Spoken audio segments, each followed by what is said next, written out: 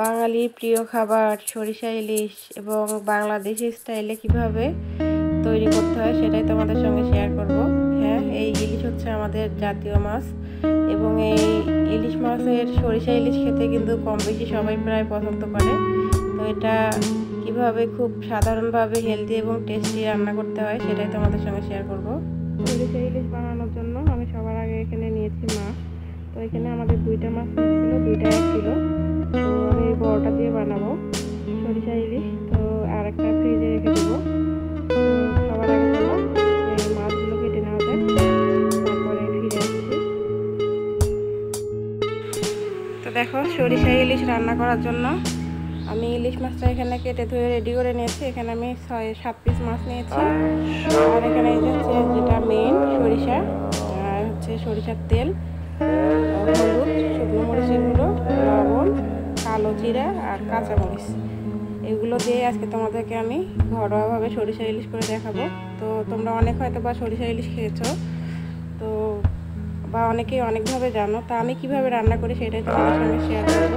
তো এখন তাহলে চলো এই সরিষাগুলো বেটে নেব আর এই মাছগুলো হলুদ দিয়ে সুন্দরভাবে মেখে নেব।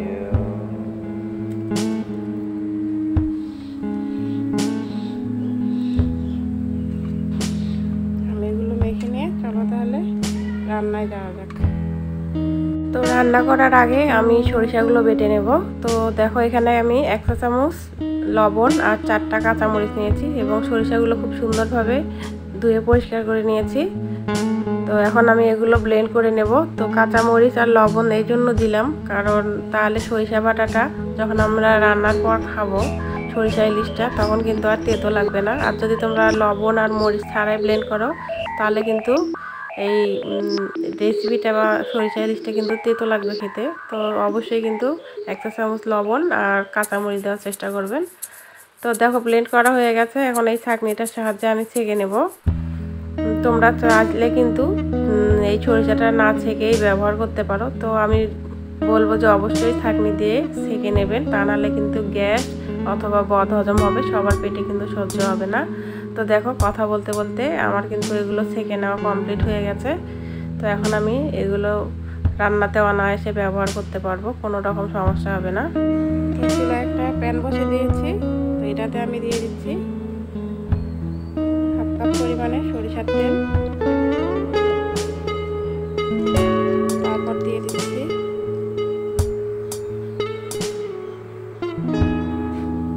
তেলটা গরম হয়ে গেছে। এখন আমি দিয়ে দিচ্ছি 1 চা চামচ পরিমাণ কালো জিরে, দিয়ে দিচ্ছি 2-3টা কাঁচামরিচ। কাঁচামরিচগুলো আমি খালি করে নিয়েছি। এগুলো খুব সুন্দরভাবে নেড়ে চেড়ে নিচ্ছি। সামান্য কিছু উপকরণ দিয়ে তোমাদেরকে আজকে আমি এই সরিষা ইলিশটা বানিয়ে দেখাবো। আশা করি এর স্বাদ সারা জীবন মুখে লেগে থাকবে।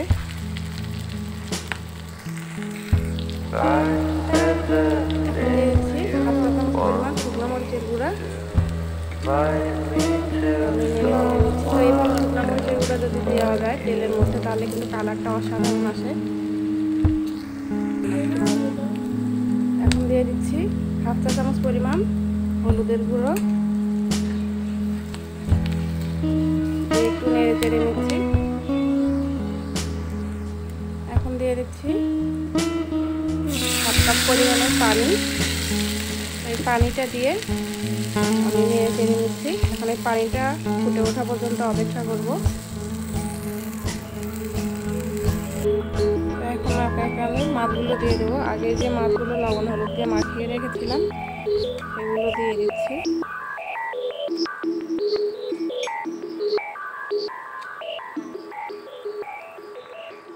তো মাছগুলো দেওয়ার পর এখন এই পর্যায়ে আমি দিয়ে দিচ্ছি লবণ। তো আগে যেহেতু আমি মাছগুলো মাখার সময় লবণ দিয়েছি, আবার সরিষা বাটার সময় লবণ দিয়েছি, তাই এখন অল্প পরিমাণে লবণ দিয়ে দিচ্ছি। দিয়ে আমি একটু নেড়ে চেড়ে ঢাকা দিয়ে ঢেকে দেব।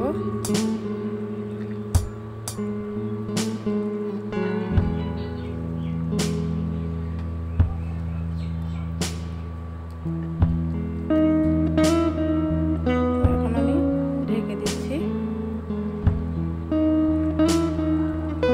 ঢাকনাটা দিয়ে ঢেকে দিলাম।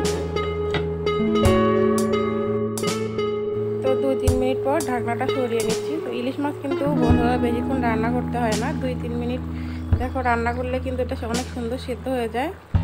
তো এখন এই পর্যায়ে আমি দিয়ে দেব বেটে রাখা এই সরিষাগুলো, এগুলো আমি এখন দিয়ে দিচ্ছি উপর দিয়ে।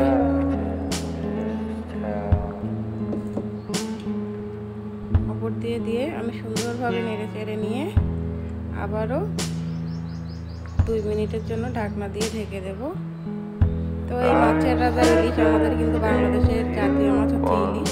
তো এই সরিষা ইলিশ একদম কিন্তু মুখে লেগে থাকার মতো, এমন কেউ নেই যে এই সরিষা ইলিশটা খেতে পছন্দ করে না। তো আমি একবার হলেও আপনাদেরকে বাসায় রান্না করার জন্য অনুরোধ করব, আশা করি সারা জীবন মুখে লেগে থাকবে। আর আমার এই ভিডিওটা দেখতে দেখতে যদি কোনো একটা জায়গা তোমাদের ভালো লেগে যায় তাহলে অবশ্যই লাইক, কমেন্ট, শেয়ার এবং সাবস্ক্রাইব করে দিও। তো অনেক কষ্ট করে তোমাদেরকে ভিডিও দেওয়ার চেষ্টা করি, তো আশা করি তোমরা এই কষ্টের মূল্য দেবে, নিজে শিখবে এবং অন্যকে শেখার সুযোগ করে দেবে।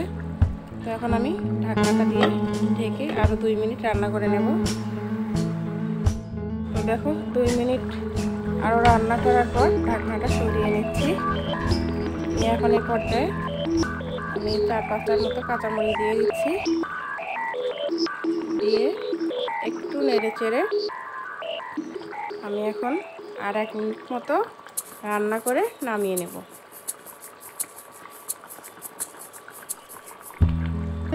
তো তোমরা এই গ্রেভিটা বা এই ঝোলটা কতটুকু রাখতে চাও সেটা অপশনাল, সেটা তোমাদের চয়েস অনুযায়ী। তো আমি বলবো আরও একটু এই ঝোলটা টানিয়ে নিতে হবে, কারণ এত ঝোল সরিষা ইলিশে ভালো লাগে না। তো আমি 1 মিনিটের মতো আরও রান্না করে তারপরে আমি নামিয়ে নেব।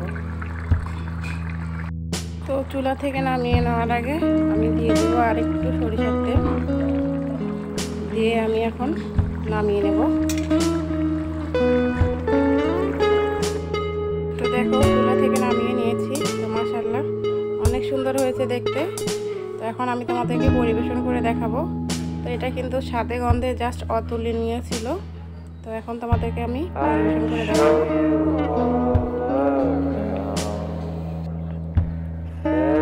একটা একটা করে তোমাদেরকে এখানে সার্ভ করে দেখাচ্ছি।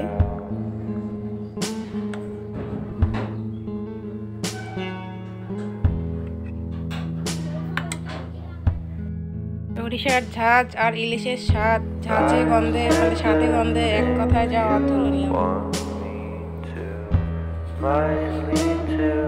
এই দেখো ইলিশ মাছ একদম রেডি, সরিষা ইলিশ এক কথায় যার জবাব নেই। তো আমার এই ছোট্ট ভিডিওটি কেমন লাগলো অবশ্যই কমেন্টের মাধ্যমে জানাবে।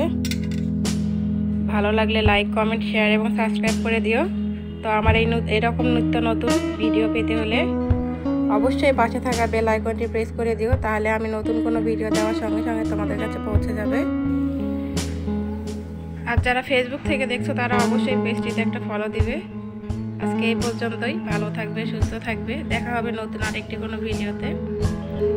আসসালামু আলাইকুম।